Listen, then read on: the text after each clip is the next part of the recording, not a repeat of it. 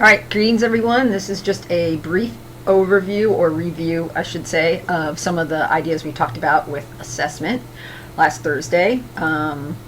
We started with an opportunity to take some time to write essential questions and learning goals, and just reaffirm for you guys there's 3 different ways you can craft these things. Some people use key questions, some write content objectives, and some use I can statements, which are here displayed for you. But what we really focused on was assessment, and we started with trying just to think about some of our beliefs about assessment and how perhaps they are not the best way of thinking about assessment. So we talked about standardized tests not really solving anything, 60 years and billions of dollars, and we haven't had school improvement has not really happened. We talked about the ways in which it's typically adults making all the decisions at schools, but actually the person with the most influence over learning is the students. Right now, with assessment, adults have all the information and students just get to emotionally react to their grade, and that doesn't lead us anywhere. And the last one was that putting so much emphasis on one assessment one day a year is not wise, since most teachers make instructional decisions every 3 to 4 minutes. So that's the trouble with our current system. This is what we want to try to move toward. Instead of assessment of learning, assessment for learning. And we talked about a little bit about each one of these 7 sort of aspects or principles of assessment for learning. And in particular, we really tried to focus on formative assessment later on, but we'll get there. We also talked a little bit that there's lots of different types of assessment. And the one that you are working on currently for your unit is a pre-assessment.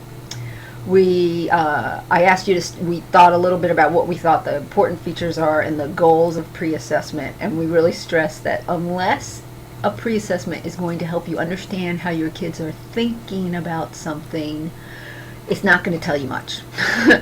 So here are 4 key points for designing a pre-assessment. Make sure it's aligned with those learning goals. Avoid asking them about, tidbits of information, specific stuff, because of course they're not going to know it because they haven't studied it yet.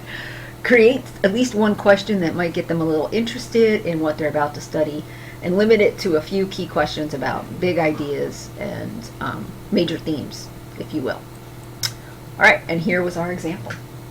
If you were getting ready to teach a unit on World War II, you could use a simple structure like this, 4 questions, to find out what kids already know about World War II, but also to get them start thinking about how one conflict can cause another conflict and what that might mean in their lives or in world history. And then we took a break. And then we moved on to formative assessment, and we thought about what it is and what it is not. The major goal for formative assessment is to monitor students' learning, not to evaluate it. So we looked at a short video of a middle grade science teacher using 3 different formative assessment strategies, and then came back together and decided these were the defining features of formative assessment.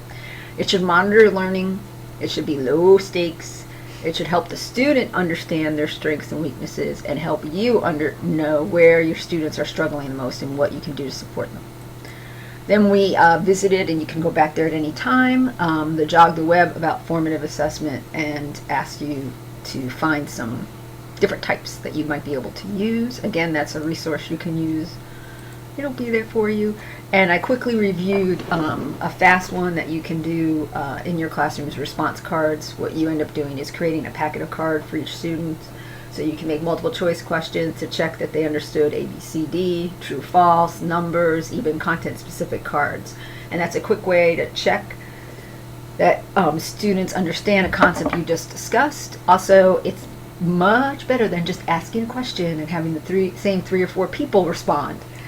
Because in this with the response card, every kid's going to hold up a card, and you can quickly look out and see, oh crap, all of them picked C when they should have been picking B. Heads up too, a lot of your teachers do have whiteboards in their classrooms, the small individual ones, and this would be another way that you could utilize that as well. Yeah, if they have the whiteboards, then that would be awesome. If not, make a packet or use something like Poll Everywhere, which if you can.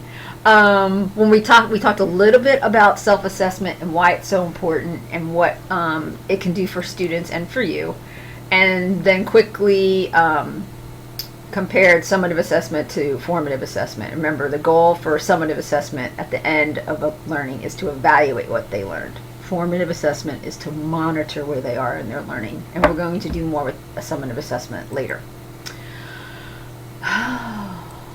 Sorry. And that was our just a little comparison.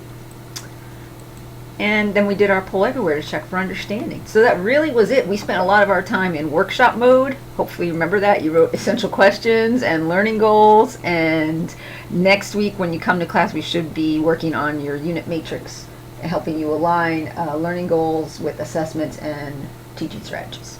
Okay, that's it. Bye-bye.